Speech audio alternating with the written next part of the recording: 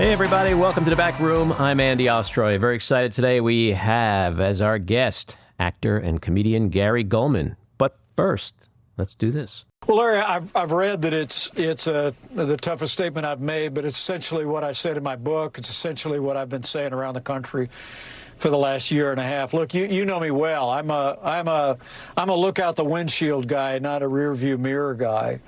But frankly, while the president and I parted amicably at the end of the administration after that tragic day in January, ever since he returned to the rhetoric he was using leading up to January 6th, I've been speaking out. I had no right to overturn the election. No vice president in American history has ever asserted that right.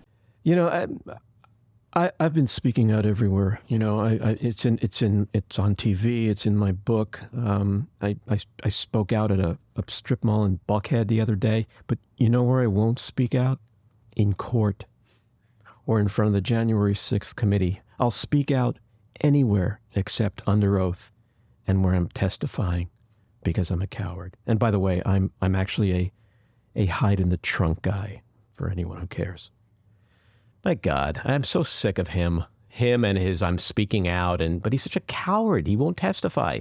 He wants accountability for Trump, but yet he won't be a part of the machinery that achieves it. I just want to know what Mother thinks. Maddie, Mother thinks I'm limp. So we have Trump. Trump and Trump denial kind of crashing, two forces crashing into each other in the same week. It's like, you know, he's going to be indicted. Looks like in New York he's going to be indicted. And then in Georgia we find out they have another phone message, another answering machine message. Voice from the dead. The voice from where he's like, you know, squeezing the Speaker of the Georgia House. And then you have all these Republicans who are like insisting he's not going to be the nominee. Sununu, he's not going to be the nominee. That's just not going to happen. Paul Ryan, I don't think Trump is going to get the nomination. The ace in the hole reason is that he's unelectable. Even most of MAGA knows this. Then you had a poll that came out, Emerson College, that has Trump leading DeSantis by 41 points. And then another Emerson poll recently that showed that 72% of Republicans with a high school degree or less education still support Trump. He likes the uneducated. He loves the uneducated. The dumber you are, the more Trump likes you. Stupid works in MAGA politics. So it's like, are these people in denial? Like was he electable last time he ran? That didn't seem to matter. As if Sununu knows what the hell is going on. By the way, that dude thinks like if I just talk really fast, I could become president. He is the fastest talking human I've ever seen in politics. So this week we saw that Stormy Daniels was brought in by Alvin Bragg in Manhattan.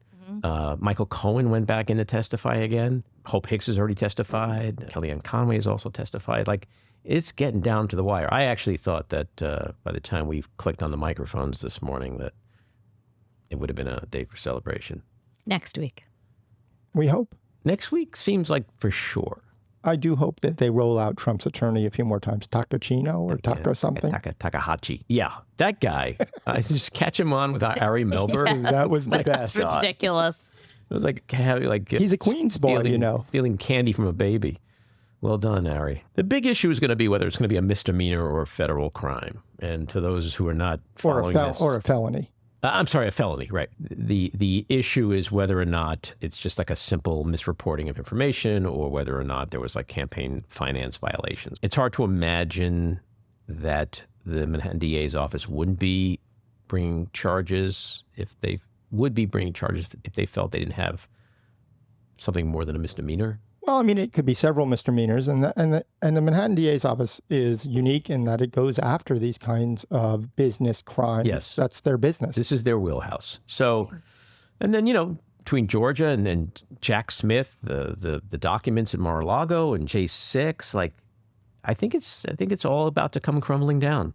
But he is the Teflon Don. So. It's all about the base, There we go. It's all about the base. There's also the new Guardian piece, which talked about another federal crime he's being investigated for on the Truth Social issue, which we don't know any much about. Yeah, there's no bottom to his swamp. And speaking of swamps, the banking collapse again, it's, I'm so sick of these Silicon Valley, digital, crypto, Musk worshipping, deregulation, libertarian bro douches who yammer on endlessly about small government, and then they come crying to Uncle Sam, rescue us. I don't want to lose my money or my Ferrari. Fuck you. Even the dude, what's his name, Becker, the president of Silicon. Becker. Yes. Yeah, he's the one that was like lobbying. Just to make a very long story very short. In 2008, after the collapse, Congress enacted the Dodd-Frank legislation. Barney Frank was part of that, and who actually ended up on the Silicon Valley Bank board. Yep. Right. And this was to protect Americans from this kind of financial collapse again in the future. And then Donald Trump becomes president, and Becker and others in the banking industry lobbied heavily, and they rolled back some of the protections in Dodd-Frank. So it's like their the hypocrisy is just astounding. They want to be libertarians and keep the government out of it until it's time for me and you and everybody else who pays taxes to bail their asses out. But the big question here is this a bailout? And from what I can gather and what I've read, and I've read a lot on it in the last few days, it doesn't seem like it's a bailout because there's a fund. There's $100 million fund, FDIC, $100 billion, right? Fund, FDIC fund that guarantees this stuff. And yes, I guess at the end of the day, if it ends up being more than $100 billion, the taxpayers will have to start to foot the bill. But it's incredibly unlikely that money wouldn't be well more than enough. But what was bailed out was the bank depositors, not the bank themselves. Like no one's saving SVB. No one's saving, First Republic or Credit Suisse or Signature, which was also shut. Other bankers are, like First Corporate, which is given a $30 billion cash infusion by Chase and JP, and other major banks to bankruptcy. Credit Suisse was bailed out in a sense by the Swiss Central Bank, basically just guaranteeing their assets and shoring up their cash so that they don't. But, it's actually also the people. I mean, SVB had an announcement that they had made last week, and they said that they had like a $1.8 billion shortfall or something like that. And then everybody rushed to the bank to take the money out. Like if they didn't do that, this wouldn't have happened. Well, it's not everybody. It's the Peter Thiels who basically called up their friends and they took out. It's not the people taking out $250,000. It's the people taking out $10 billion that was a problem. True. My point is that panic begets more panic and more problems. I mean, one of the ways to solve this in the future is just all the tech bros have to have the caps lock key removed from the keyboard so they can't do the all caps tweets. Yeah. And what's also infuriating is this whole like woke bank shit. The banks are now woke.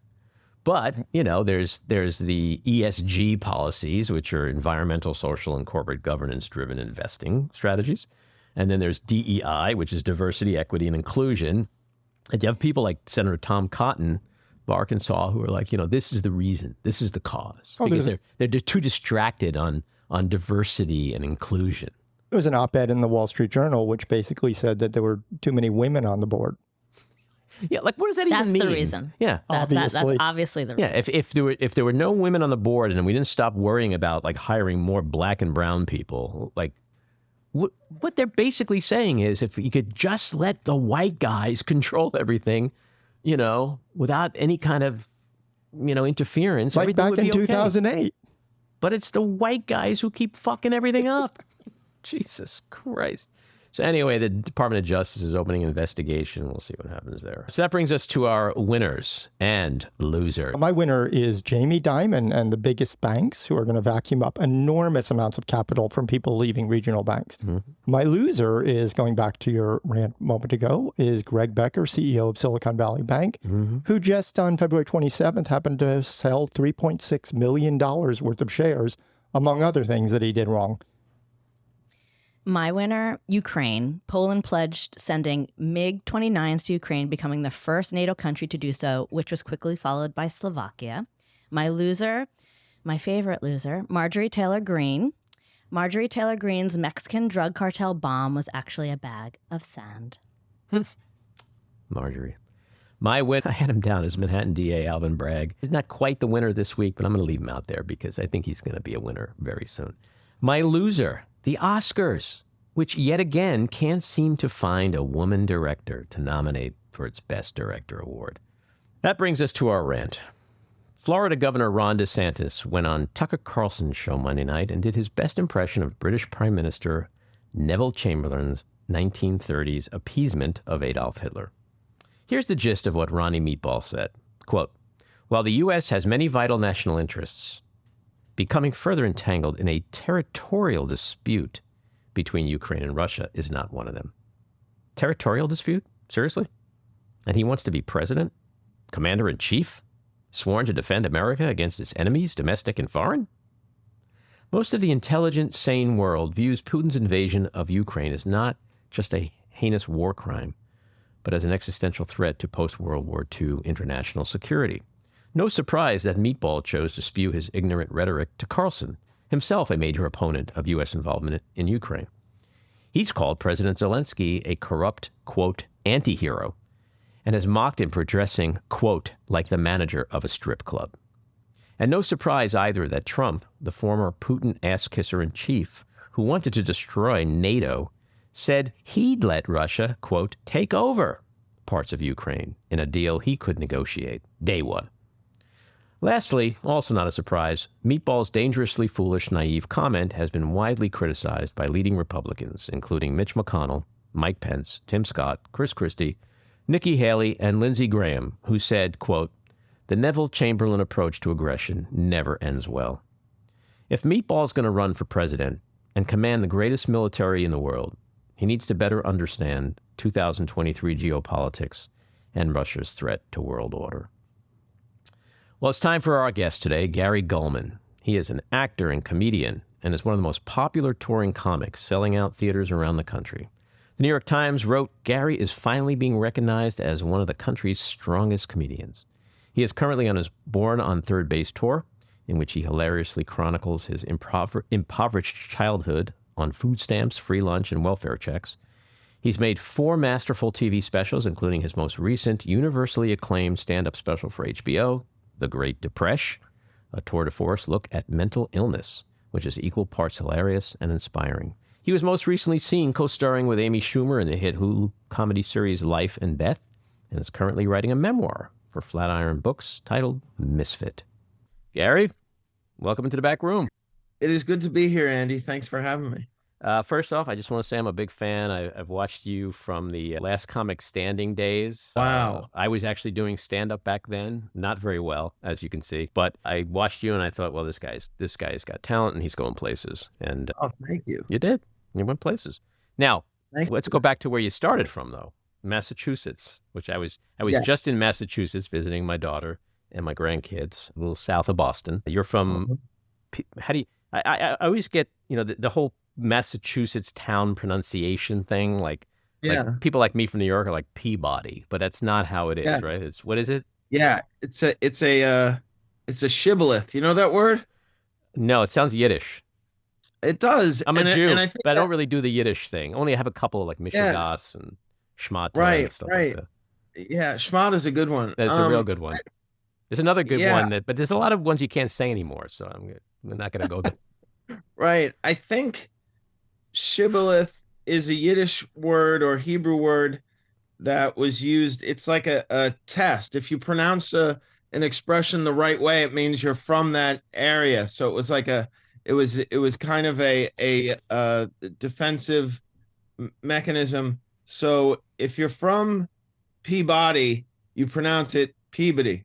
Peabody. And they know you're from there. So that's a very long answer to a not very significant question. So I apologize. But it's a specific answer.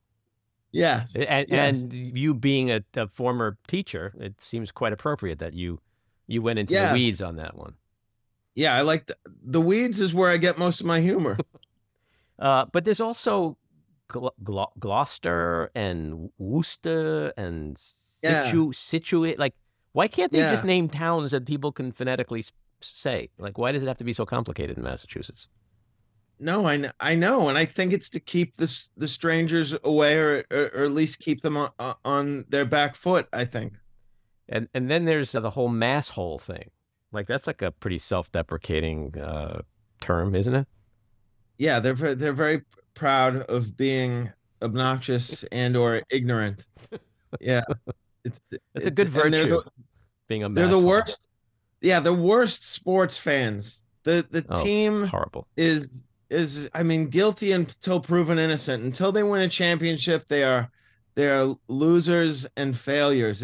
It's so frustrating because we've had such great fortune in sports over the years, and it's wasted on these ungrateful people. Yeah, one of my favorite sports moments was many, many years ago. I forget what year, but the Patriots went like 16-0 the entire season. And Yeah. then like the weekend before Super Bowl, I was with a buddy and he's from Massachusetts and he goes, "Can't wait for that Super Bowl." And I was like, "Well, you never know." He goes, 16-0, baby. Patriots don't lose. And then like Monday morning, I was like, "You idiot. Like you just don't talk that way, right? You don't talk No, that way because no, nothing happened. When you go into the Super Bowl, it doesn't matter what happened the other 16 games, right? But it so true. speaks to the Yeah. arrogance. And so you've done some acting, but did you ever want to do like those typical Matt Damon, Affleck, Wahlberg, Boston cop movies? Oh, geez. I don't know. I think I have an advantage in that, like Damon and Affleck, I have the accent down. I'm sort of doing an accent when I'm on stage, doing an accent of someone who's not from Boston, because there are so many words that you would mishear if you did the Boston accent. So I'm not that comfortable playing anything outside of myself. So I think I could do something like that. That would be very exciting. And I also think I would, because the Boston man is known for not being vulnerable, and I would like to bring some vulnerability to that role. That might be my Yeah, fresh take on the whole thing. you want to crash that myth. Yeah. So you don't sound, to me at least, you don't sound like you have an accent. And I've seen you No, perform a lot. Like I would never say that you have an accent. But is that your default though? Like when you're alone, you're like, yeah, I'm gonna go park my car. Like when you're talking to your wife and I don't know. I think I've been such a chameleon for so long, starting at Boston College, where I wanted to be understood, and also when you hear it compared to some of the other accents, for instance, the Midwestern non-accent, or the sort of the Californian accent, which always seemed a little bit laid back. I I preferred that accent, and I wanted to be understood on stage, so I pretty much have defaulted to the Midwestern pronunciation. However, my wife loves the Boston accent, so I put it on occasionally to make her laugh. So she's a New Yorker. she's from New Jersey, so basically, yeah, she's lived in New York since she was 17 or 18. Hmm. Yeah, I was going to ask you whether you think the New York or the Boston accent is more annoying on the ear. To When I was growing up, the New York accent irritated me more. Now I have an affinity for it. Now the Boston accent it really turns me off. It's sad because it's my roots, but I find it grating.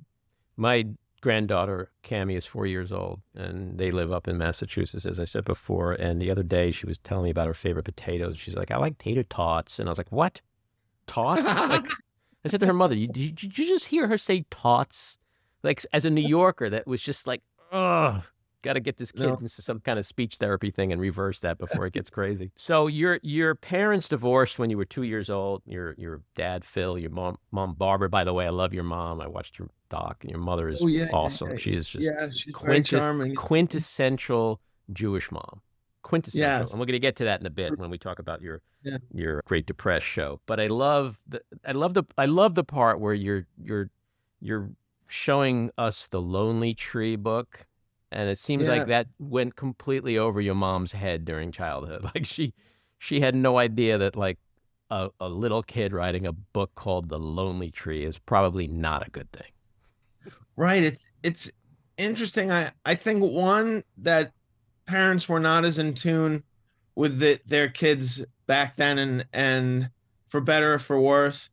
and the other thing is that a lot of working class people who are not, what is the expression from Deer Hunter when Robert De Niro keeps saying this is this, and that I feel is how my family sees things. There's not a lot of metaphor or interpretation or reading into things, and I shouldn't say it's working class. I think there are some people who see things literally, and other people who can interpret things in a more figurative, metaphorical way. And my mother has never been Yeah. one of those people, and it's something that I've sort of had to learn to be better at that, because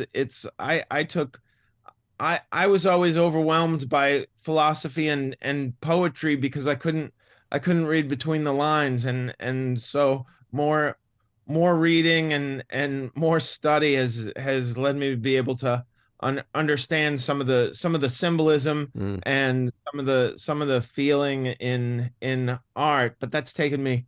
I'm 52 years old, so it's taken me most of my life to figure it out. Yeah, well, that's one of the benefits of aging, is aside from the Yeah. liver spots and stomach problems, you gain some wisdom along the Right. way. But Yes. I love when you're Yes. you're The sitting on the wisdom. couch with your mom and you're showing the book, and she like there it's such a sweet, poignant moment, because at the same time as she was clearly clueless back then about it, which a lot of people were and still are for the reasons you say, she also like kind of looks at the camera. She's like, yeah, I guess, a tree, a lonely tree, it's just, there was, I missed the sun. Like, it was such a poignant moment that she literally came across as being so empathetic, but in a way that was like regretful that she missed what you were trying to say. I Yeah. guess maybe it's just the times that we lived in back then. Uh, Yeah, certainly. Unless a kid were to, the problem is a kid, it's almost like a pet. A pet can't tell you what it's feeling. It doesn't have literally doesn't have the words, and a kid really doesn't have the words to tell you what they're feeling. So yeah. it's a very frustrating age. But if your pet turtle wrote a book called The Lonely Tree, you might go, I think there's something problematic with my pet turtle, right? Thank you. But your mom, Thank I you. love when your mom just looked at the camera and she goes, I mean, he was a happy-go-lucky kid. And it's like Yeah. we're watching this documentary show on HBO, and it's like, he was not a happy-go-lucky kid. Like, he was the exact Right. opposite of a Right. happy-go-lucky kid. You're talking Yeah. about like Sunday nights, fearing going to school the next day because of Oh bullying and yeah. all kinds of stuff, and it's like that's not very happy-go-lucky. But Right. so you have two brothers, Huh? but you grew up with a quote unusual sect of Judaism. You want to talk about that?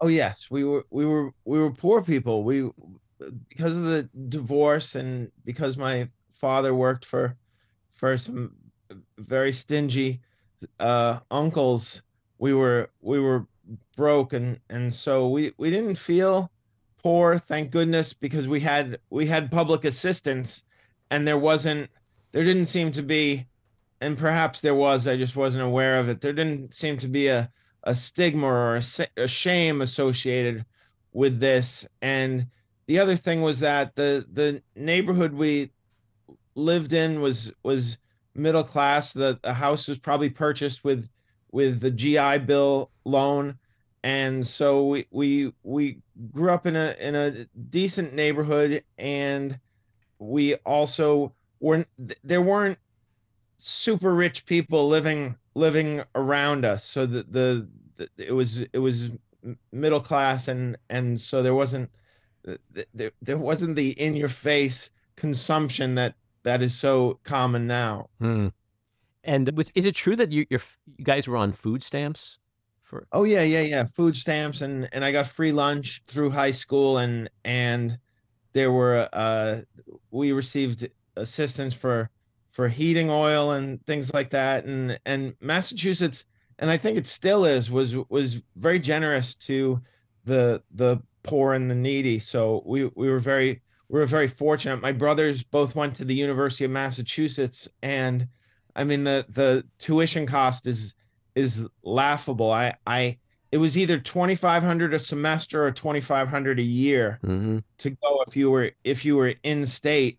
And then so back then it was possible to go to this really good university with a summer job and a few loans that you were able to pay off by the time you were 30. It was I mean it's a shame that Yeah. that's not the case everywhere. So Jews on food stamps. You know, there's like Yeah. probably 3 families in the last 50 years that Jews on food stamps. That's Oh, a I don't know because there were a lot of, especially in the 80s, there were a lot of Russian Jews who emigrated from okay. the USSR. So I don't think it's as uncommon as you think. And also we were also very lucky in that the Jewish community of it was called the Jewish Federation of the North Shore. Mm-hmm. They paid for my Hebrew school education, and one summer they sent me for a month to a Jewish day camp. So the generosity of the state as well as the Jewish community was just, it was integral to who I became and the opportunities I was given. I was very fortunate. Yeah, and in fact, I'm familiar with that stuff. I mean, my father was a New York City cab driver, so we were very blue collar. No one in my family ever went to college. Me and my 2 brothers were crammed in one bedroom. Jewish Federation sleepaway camp I went to up in Sussex, New Jersey. wow. I think it was like I want to say it was like $40 for like 3 weeks. It was nothing, you Oh, that's know. extraordinary. Although my parents probably would have paid anything they could to get rid of me for the summer. But yeah, no, I get that. And I when I said that there's 3 families, I feel like mine was almost one of them. You know what I mean? Like, because we didn't Right, have yeah. and I grew up in Queens, and you know, the neighborhood was mixed, and it was classic Jew, Italian, Irish kind of thing, but we were right near the Nassau County border. So I don't know if you know like the 5 towns very well, like Oh, yeah, Cedarhurst, yeah, yeah, Woodmere, yeah, like yeah. so like I could look over the fence and see all the wealth, Oh, but then I'd wow. go back Right. to sharing a room with my 2 annoying brothers. But Yeah. and then so you're a big dude, so you just like people looked at you and they're like, all right, give this guy a basketball or give him a football or give him something, and you Right. sort of gravitated to football and basketball, and you said your high school football coach wanted you to play, but you said your mother wouldn't let you. Tell the story about what happened at the end of that story.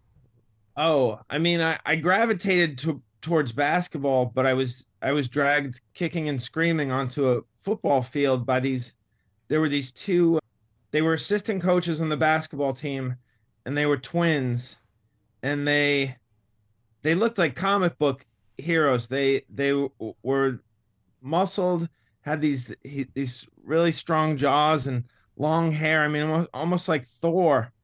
And they saw me dunk a basketball during gym class, and this was the beginning of junior year, and they harassed me until all through the year. They said, when are you going to come out on the football field? When are you going to play football? We'll get you a scholarship. We'll get you newspaper headlines. Girls will love you. And I said, my mother won't let me. And then they were like, you're 18 years old. You can do whatever you want once you turn 18. And so I I didn't apply anywhere to college, and I didn't really I didn't have any prospects in basketball other than some Division 3 interest, which doesn't pay for school. And when they said scholarship, I thought, well, that will solve a lot of problems. And then the first day of summer vacation, before my senior year, one of them called me up at my house. You could just find everybody's phone number in the phone book back then. It was not a very difficult task. So they called me up. He said, meet us at the gym. We're going to train you. If you don't want to play football, you don't have to play football. But I know my mindset.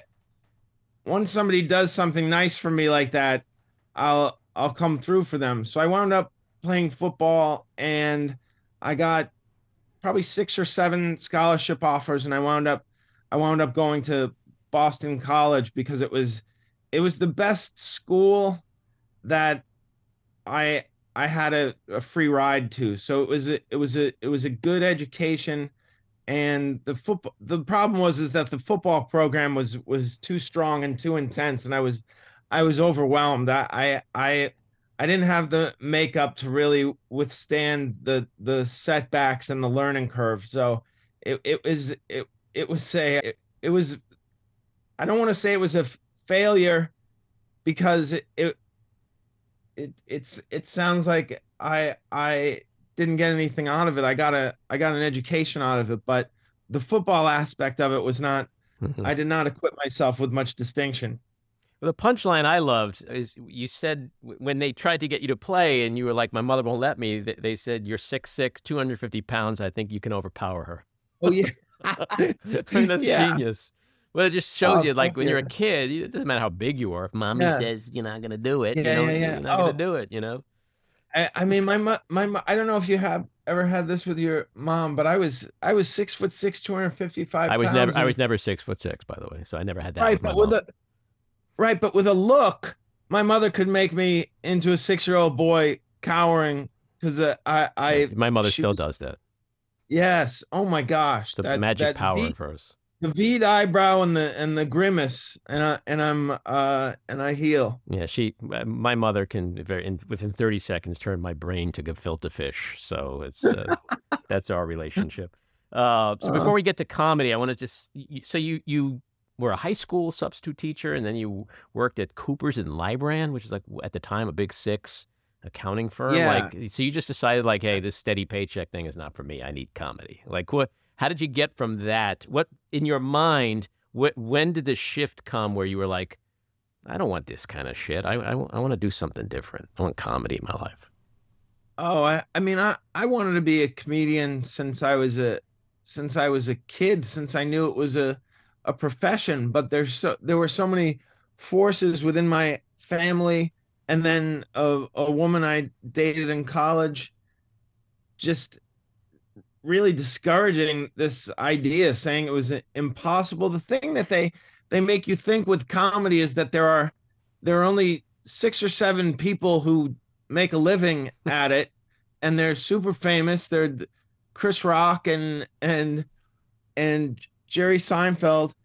But the truth is, there are a lot of people who you don't even maybe know their name, who are doing really well, who own homes and have families, and they didn't tell me about that. So I went into it thinking you could either be super rich or a complete failure, and so it makes you desperate, and it makes you anxious, and also I had no support early on from family. It was a handful of friends and the other comedians who would give you an encouragement. So I started at Coopers and Lybrand, which is now PricewaterhouseCoopers, and I started there in September of 1993 after graduating, and then my first comedy show was October 11th, 1993, and immediately I was like, well, I need to do this. I have to do everything I can to be able to do this more frequently.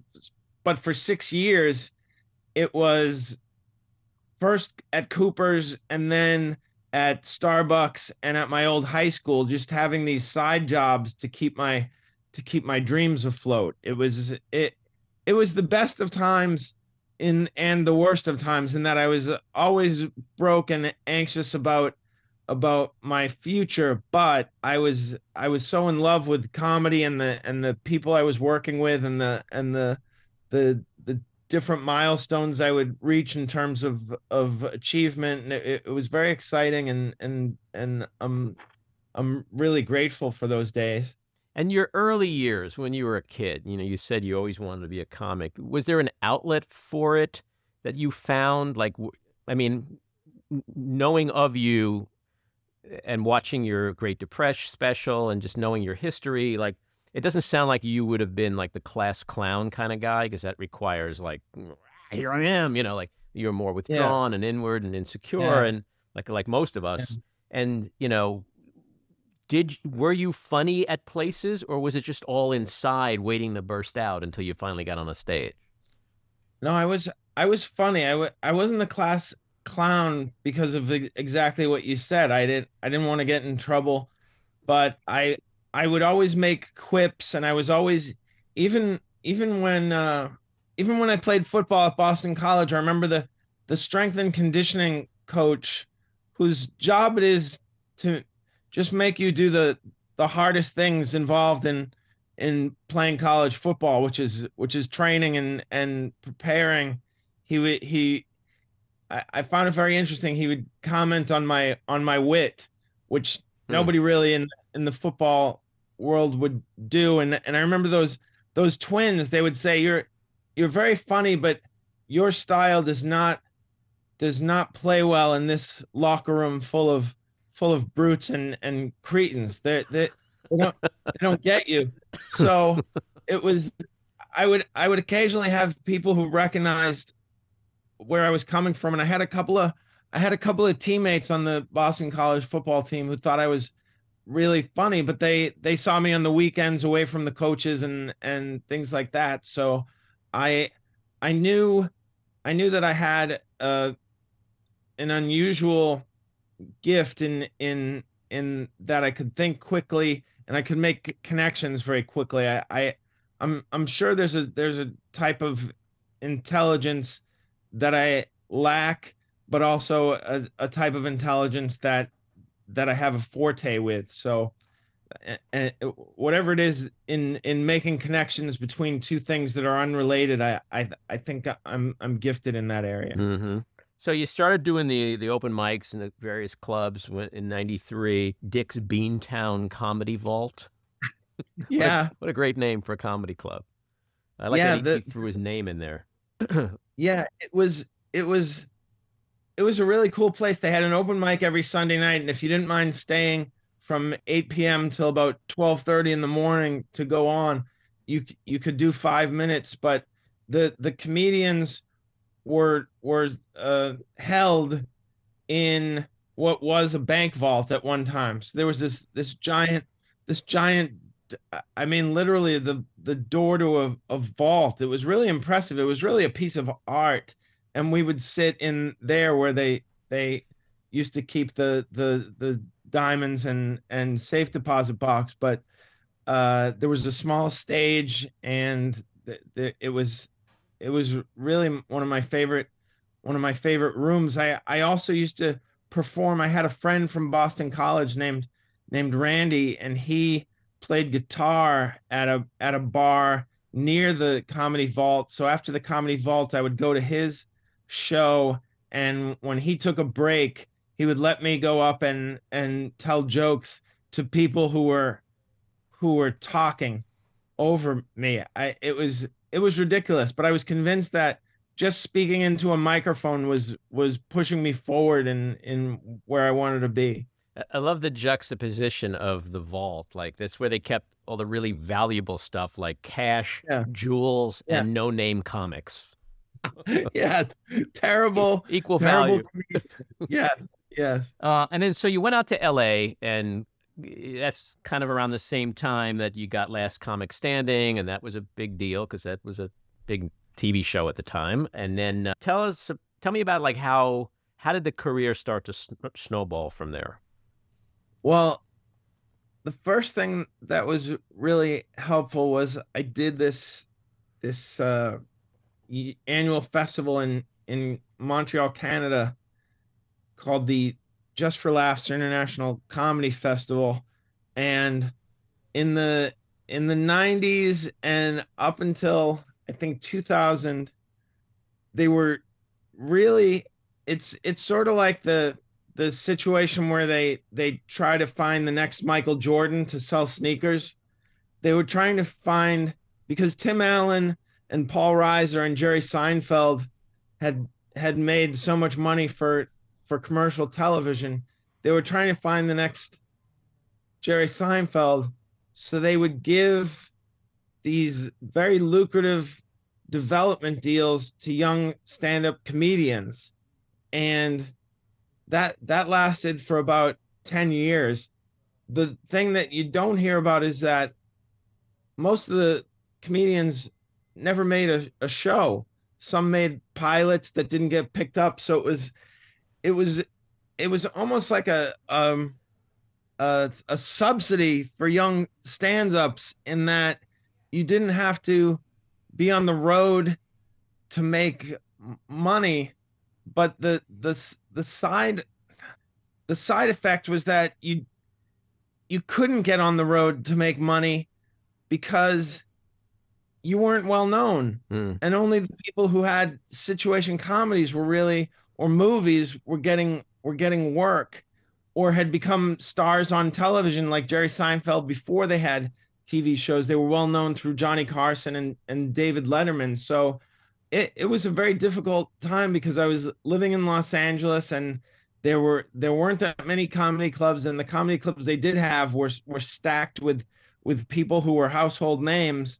And so the positive thing was that I would go to an acting class 4 nights a week, which gave me friends and also trained me in acting. But it was, comedy is my life and my love at that time, and I wasn't able to do it very frequently. It was very frustrating and depressing. And then, thank goodness, Last Comic Standing came along. So after 4 years of not getting on stage, getting on stage more on the Tonight Show than I did at the local comedy clubs like the Comedy Store, the Laugh Factory, and then Last Comic Standing put me to a point where I could get work in the clubs. And I, for the first time, was, after 10 years, was making a living just from stand-up, not from these sort of subsidies from the networks trying to find a new Paul Reiser. Right. Well, you know, the 90s, I did a bunch of stand-up in the 90s. The 90s was an interesting time in comedy, because prior to that, like when I was a young guy, like in New York, it was the Improv, Catch a Rising Star, and the comic strip. That was it. Yeah. Then, like Yeah. in the 90s, like it became this explosion where, like, towards I guess the end of the 90s, but like at some point, like every hotel had a comedy room, and there was open Yes. mics everywhere, and it was an interesting time. I mean, I had a marketing company, so I decided, like, after my divorce that I needed more rejection, so I comedy that just was calling me. Yeah. And but I'll never forget, I actually got fairly good at it. I used to perform a lot at Stand Up New York on the Upper West Side. And yeah. I did a show. This guy brought me into his show every Saturday night after a while, which was great. He produced it and he did it, and it was like regular, like, Dave Attell type comics, like good comics. Wow. And then, like, he had a couple of newbies in the show, so I was like one of his newbies. And so Sunday morning, I get a call from Suzanne Hoffman, who, together with her husband Carrie, owned the club. Yeah. They said, "Oh, we heard you were in the club last night and you killed. We want you to come in and audition for a regular spot." And I thought, this is it. Like, I'm not even trying, and I got my break. This is great. So I went in, and like there's 3 people there, and they're like, "All right, go ahead, do 5 minutes." And I was like, "Oh fuck, 3 people." Did my thing, got through it somehow. And afterwards, Carrie Hoffman says, "All right, let's go out to the bar and talk." And he looks at me and he goes, "You're really funny." And I was like, "Thanks." He goes, "But you have no persona." Oh. I said, "What?" I hadn't even heard that word before. And he said, Right. and to your point before, he said, "Look, my wife and I, we also like manage talent. We produce sitcoms. Like, we're looking for people that we can build a show around." And I was still kind of like a deer in the headlights, like trying to understand what he's talking about. And he goes, "Look, Tim Allen, he's the handyman. Roseanne Barr, she's the angry housewife. Who are you?" And I was like, "I don't know." And the only thing I could say in response, I said, "Can I just be the funny guy who killed in your club last night?" And he said, I got a million of those. He goes, I want to make money. So I want to ask you, how do you define your persona? And like, have you ever had a persona issue? Because people who work in comedy know that word more than anybody else in the world. Like, you can't just be funny. You have to have a strong persona.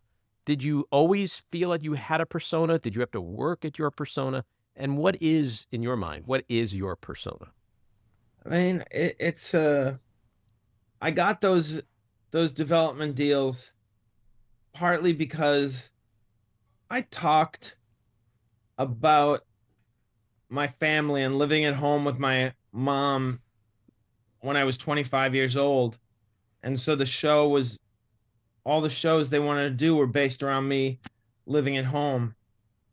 But I will say that you start off in comedy and you just want to be funny, and then 5, 10, 15, 20 years later, you find your persona, your voice, I've often heard it called, or your point of view. And it's interesting because it took me at least until probably 2003 or so to return to who I was without comedy, in terms of I felt like I was being myself on stage and being what I thought was funny and what would have made me laugh when I first started.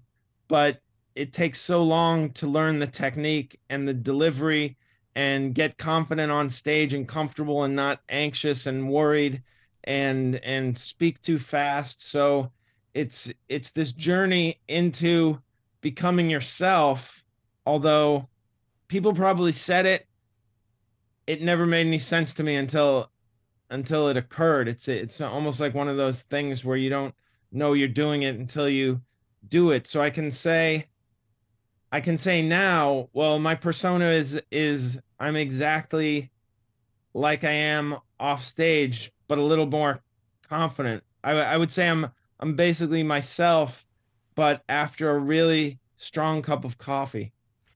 Well, I think that's it. It's like if you have a strong persona, it's just, it's like the De Niro thing. That's that. Like this is this. Like it's there. Yeah, yeah, yeah, You don't have to yeah. work at it. And that was a lesson for me that like I was like, yeah, I get it. I get it. Like there are people who are just like my favorite comics in history, whether it's Pryor or Freddie Prinze or Carlin or it's like I could listen to them just read the phone book and it would be hilarious because of who they are.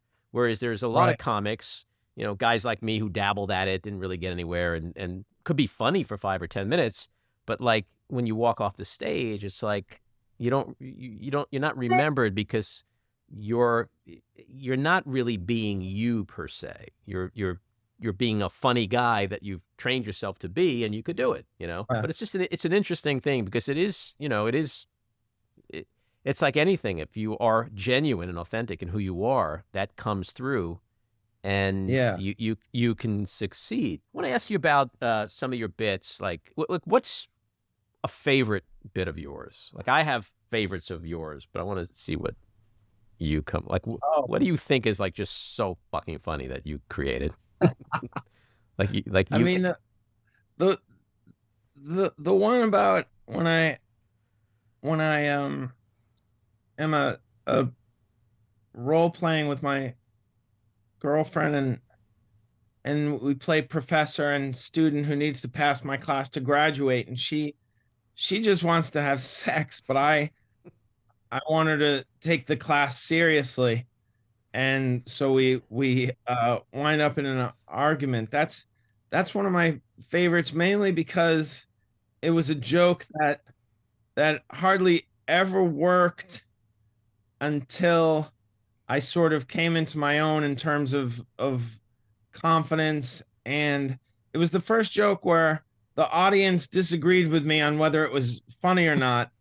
And I was so insistent on it that eventually I got it to work, and it was just a matter of finding good audience, a good audience that liked it, because it's not a joke back then I could have done in front of anyone. Now I have the confidence. I know I could do it in front of everyone, but there are certain jokes where you just need the right crowd, and I insisted on it, and that was a very important step in developing as a performer. That would also make for a great new Pornhub channel, like professor student sex rejection, right? Like, Yeah. Yes. probably Yes. end up being the least watched channel on Pornhub, I imagine. I love your basketball stuff, like the whole slap on the wrist. That I mean, Oh, it's thank just you. it's so funny. Your synagogue team, oh for Chai. I mean, Oh, come on, there's oh, genius my in that. word. Yeah. I mean, the thing with my basketball routines is that loved basketball since I was 10 years old, I wasn't able to write anything funny about it for another 30 years or so. And I don't know why. I guess when you're immersed in something, it's harder to tell the funny things. I think sometimes as an outsider, it's easier to discover these things, or it just might be a matter of laziness. The absurdity of installing breakaway rims in a Jewish community center gym. Oh yeah. In the history of the NBA, only 4 people have smashed a backboard, and not one was a 10-year-old Jew. That's a great Right. line. Oh, thank you. Thank Let's you. talk about the mental illness, which you've been incredibly courageous about bringing to the public stage, literally and figuratively. Well, thank. I mean, I don't want to disagree, but I really feel that the courage is in getting up every day and muddling through with mental illness. Once I was on the other side, first of all, it was very easy to tell people that there's hope and there's recovery, but also I felt a certain obligation, and that's probably a combination of my gratitude as well as the Jewish ethos, which is to try and I mean the Hebrew term is tikkun olam, which means heal the world, which is incredibly grandiose. I don't feel I healed the world, but it's something we just not knowing how I grew up utilizing the generosity of the Jewish community. I felt that definitely either a subconscious or a conscious obligation to share my knowledge and also help other people who are struggling. Yeah, but Gary, let's be real. We live in an age today where everybody's on social media and they're posting everything about their amazing lives. And we all have friends where we look at this and we go, she's miserable. She's not happy. I know this woman. She doesn't have Right. this Yeah. life. She's miserable. Yeah. Yeah. You took, and this is not to minimize the actual mental illness and the symptoms and the challenges in life. That's a given. But you decided to go the other route, not to post and be happy, Gary, that you chose to share those challenges with the world. But even more so on a comedy stage. Like, it's fucking hard enough to be funny just about regular stuff. You decided, like, I'm going to get on a stage. I mean, when you, at the beginning of the Great Depresh, which, by the way, people, you got to watch this thing on HBO, is the funniest, most poignant, most emotionally interesting, fascinating. I mean, it is just an important show for the reasons why I'm talking about now. But you start off by, oh no, you were at a Boston comedy club, and you start off by saying, I have a mental illness. I have a severe mental illness. It's excruciating. It's excruciating. This is like a cosmic bottom. This is like a bottom.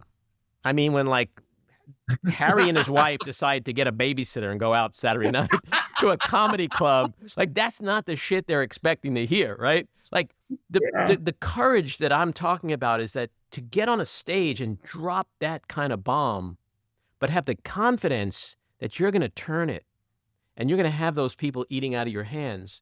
I mean, in the Great Depresh, you talk about the saddest shit ever. And yet you did it in such a brilliantly funny, humorous way, self-deprecating. And I mean, your likability and my late wife, Adrienne Shelley, who was an actor and filmmaker, she made the movie Waitress, and she was murdered in 2006. Yeah. I know. She always used to say, like, when she would write characters, even the bad guys, make them, you want to root for these people. If you don't root for the characters, you're dead. Right. You have this larger than life challenge that you've been struggling with your whole life, and you brought it to a comedy stage, but you do it in such a way that it is impossible for people not just to not like you, but to not root for you. And you found that path, and the courage is in talking honestly about the darkest shit, but that we can laugh about it too. We live in a very fucked up society where, like, dark is dark. Let's keep dark over here. We're not supposed to talk about it. We certainly can't laugh about it, right? But when we get on Facebook, let's, post happy shit and make it look like our lives are awesome. And so that was what I took away from the Great Depression. I remember watching it when it first came out in 19, and I watched it again this week.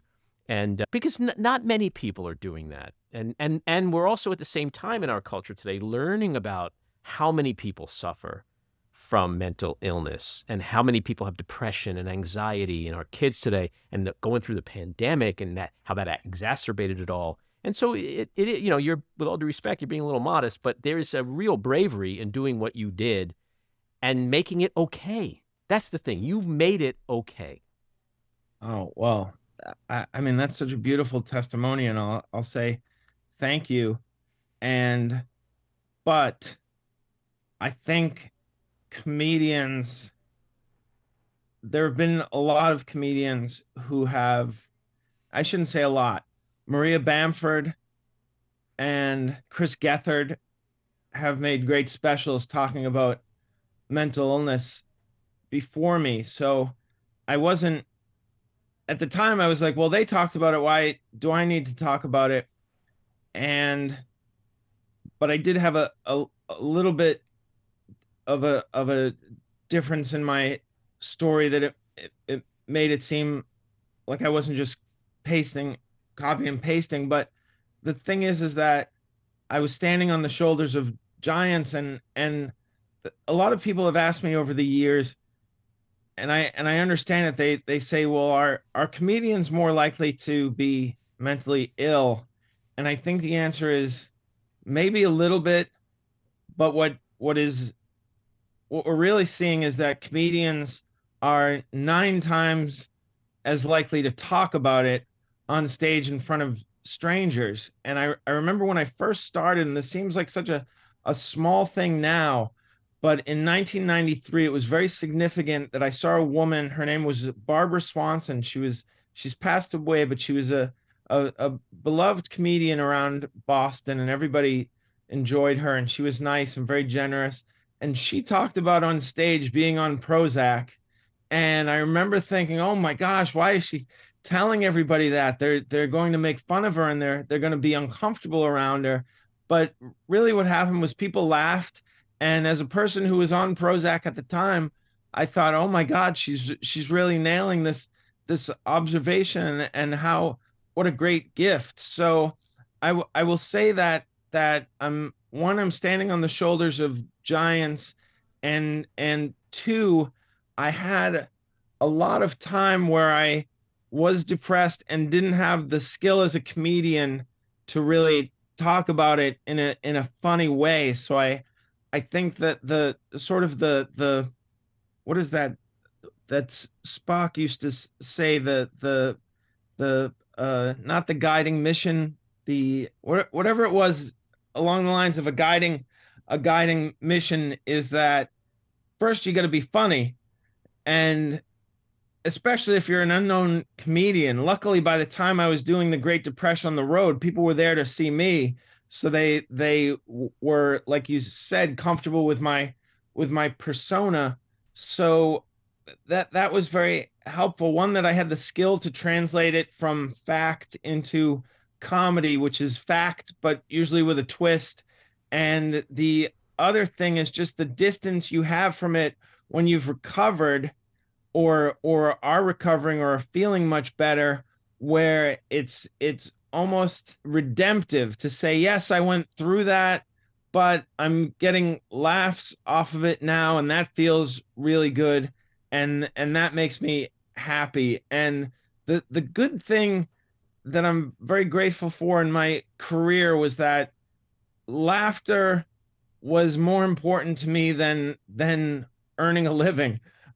Because I was broke for so long, but I kept getting laughs, and that's what keeps you coming back. That I more than anything else, I loved getting the laughter and the connection that you get. I mean, you've had it. It's intoxicating, and while I probably would have been frustrated and discouraged if I was still doing it for the art as an amateur, I would still be doing it because it is very fun, and I don't I don't discourage anyone from doing any art form just to express themselves. I think it's such a healthy outlet, and it builds friendships and connections, and also is really soothing to the brain and to the soul. Yeah, and you talk about the people who come to see your shows and the connection, the word you used. I mean, the reality is probably half the people in the audience are medicated, right? Yeah. Dealing with Yeah. anxiety, maybe even more. Yeah. So it's not Yeah. like, oh, hey, Marge, let's go watch this, kooky comic talk about his mental illness. It's like we feel the same way. Some people have it at larger degrees than others, but you know, it something in your show that I thought was so funny. Like you said, you can tell the people who have mental illness, Oh yeah. because if they take the roll of toilet paper and they just leave it on top of the empty roll, like I've been doing that for like the last month, and I noticed it right after the show. I was like, wait a second, Gary probably Yeah. thinks I'm losing my mind here. Like what? And so, but we all have something, and I think it's great when people can share that with a comic and laugh about it, because the truth is what people struggle with is often not funny. It's not pleasant. It's dark, and you talk about Right. your own experience. By the way, in Great Depresh, and if you watch I made a documentary for HBO. I directed and produced it about my late wife. It's called Adrian. But if you watch it just for this one thing, it's going to freak you out. There's a scene in your film, in your show, where it's a cutaway to the front of your house where you grew up. I have the same kind of scene in my film, and I swear to God, the houses are fucking identical. Really? Where Adrian grew up in Jericho, Long Island. It's literally like the same house, but it's also the same. It's like maybe 15 minutes into the film. It's on HBO. It literally looks like you and Adrian grew up in the same house. It's kind of crazy. Oh, but I bet it was the same developer, this guy Alfred Campanelli. It might be, because it's kind of startling how similar where the garage is, the door is, that big window in like it's the walkway, the Yeah. front yard. It's crazy. Built hundreds of thousands of suburban homes. So it's wow, that's eerie. Yeah, what just check it out for that. But you talked about when you were in the hospital, which was very funny. This guy came up to you and he said, "Hey, are you Gary Gulman or am I crazy?" That is one of the funniest things I've ever heard. Yeah. It was so funny, and let me tell you something. It was my first day of hospitalization, so I was frightened by everything I had heard about hospitals, and also I was kind of hopeless, but I I laughed when he said that, but also I remember thinking, if I ever get back to doing stand up, I have to tell this story. And I mean, again, this, something will happen and you'll say, "Oh, this is so bizarre," but it's going to make a great joke on stage. Mm-hmm. And so that was really important, because it was an icebreaker. A lot of times when I would bring up mental illness in my act, I would say, "Raise your hand if you've ever been recognized in the psych ward." And of course, nobody would raise their hand, but they would laugh because it's such an absurd idea. But that happened. And the other thing is that my ego was so big that I actually was like, "All right, the word's getting out there. That I'm getting recognized. So that this is good." Your bit about side effects of the meds. Can you do a little bit of that? These are the jokes that I got in comedy to be able to tell these jokes that seem so personal, but the more specific you get, you'll find, or we find, the more universal it is. It's uncanny, I guess, because it affirms the fact that we are living in the same world. So I remember watching All in the Family when I was a kid, and Archie Bunker would have a can and it said beer on it. And I was like, this is so phony. Why do they do this? and so anyhow, I've been on medication since 1990, and things stop working. Things work for a while. Things don't work. So I've tried and been on for at various times, like no less than 15 medications. So at one point I memorized a list of them, and it was so specific that because I was mentioning so many, there was somebody in the audience who had been on at least one or two of them. But that was a really helpful joke just to get across the thing is that I feel great, but it's after a long term dedication to feeling better. I really think that the greatest indicator of whether you'll get well is if you are a good patient and keep trying. Yeah. Well, you joke about how people say to you, like, are you worried about the side effects? Oh yeah. And Right. Your bit I'm on that worried is about the side hilarious. effects, but the thing is that the worst side effect of depression is death. I'm more worried about the side effects of depression than I am the side effects of Wellbutrin and Zoloft. You talk about they say, aren't you worried about impotence in your Oh yeah. punchline? Yeah, right. Oh Because yeah, I I'm was, having so much sex in the fetal position. and then also diarrhea is so much more productive than death. Yes. Oh man. Yeah. It's just, but you see, those are the things you just said it a second ago. It's like if you mention enough medications, somebody's on at least one of them, and they identify, and Yeah. they need to laugh about it, and that's what you're providing. You finish the show. You say, "My depresh is in remish," which is a great moment for us at home watching, because that's great to know that you're Yeah. on the road to a recovery and you're doing well. And then you say life, it's every single day, right? It is every single day. As someone who's been through trauma and tragedy, like that's always been my motto, just 1 minute at a time, 1 day at a time. And then you do tell people that, who are suffering, just get out and interact, right? Just get out in the world and try to, there's hope. You're not alone. And those messages are really important to people.